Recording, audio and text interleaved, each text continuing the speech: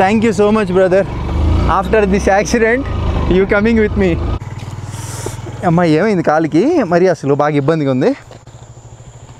అంత ప్రెషర్ మీద ఫోల్డ్ అయింది. అమ్మ ఎరగాలి మామూలుగా. అంత ఆ బండి మొత్తం వచ్చి నా కాలు మీద పడిందండి. అనుకున్నా అమ్మ ఏమైనా అయిందా అని చెప్పి. మనకి మామూలుగా ఇట్లాంటి ప్రమాదాలు జరిగినప్పుడే తెలిసింది కదా, ముందు తెలియదు కదా. అద్దం కూడా వెళ్ళిపోయిందా.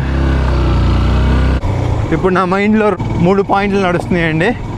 ఫస్ట్ వీడియో కవర్ చేయాలి, వీడియో. 2 మనోడు బండి. 3వది నాకు రేపు పొద్దునైతే కానీ తెలీదు, కాలైతే బాగా పట్టేసింది, ఏమైతే ఏంటో తెలీదు. అదేంటో నేను నిజంగా ఒక ఎదవనేమో, నా గురించి ఆలోచించట్లా ఇప్పుడు కూడా, అవతల వాళ్ళ గురించి ఆలోచిస్తున్నా. పట్ల ఇంకానే లోయలోకి ఓడిపోవాలా. పాపం మనోడికి కూడా దెబ్బలు తగిలినాయి కొంచెం లైట్గా నా వల్ల. పాపం అమ్మ, నా ఒక్కడికి తగిలినా బాగుండేది. మా హడావుడిలో పడి సామాన్లు చూసుకోకుండా వచ్చామండి. నా గింబల్ ఏదైతే ఉందో అక్కడే మర్చిపోయి వచ్చాను. ఇప్పుడు వెనక్కి వెళ్ళి గింబల్ తెచ్చుకోవాలా. Brother, if it is possible go back and come. Gimbal వచ్చేసి మలేషియాలో కొన్నాను. 13,000 రూపాయలు ఏమి ఉంటుంది. ఇప్పుడు కింద నుంచి పైకి వచ్చాం, మళ్ళీ కిందకి వెళ్ళి పైకి రావడం అంటే పెద్ద టాస్క్. పైకి వెళ్దామంటే సో నా చాలా ఆప్షన్.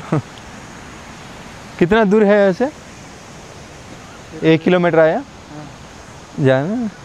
गिम्बल थोड़ा कॉस्टली है.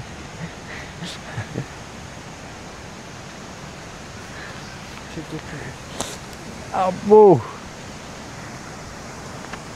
వెనక్కి వెళ్ళి గింబల్ తీసుకొని వద్దాం. మళ్ళీ దాంట్లో పడిపోయిందండి, మొత్తం తడిచిపోయింది. ఇది నాకు చాలా ఇంపార్టెంట్. 2 కిలోమీటర్ల పైకి వెళ్ళి కొండపైకి మళ్ళీ కిందకి రావడం. ఇదే అండి పడిన ప్లేసు. ఇక్కడ నుంచి జారి అక్కడ దాకా వెళ్ళి పడ్డాను. ఇది ఒక దారుణం. పని చేస్తే బాగుండు.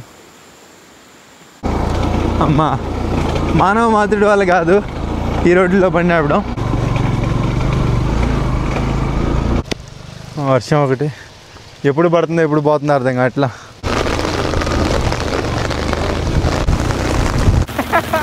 ఆరామ్సే బ్రదర్, స్లోగా బ్రదర్. అయ్యా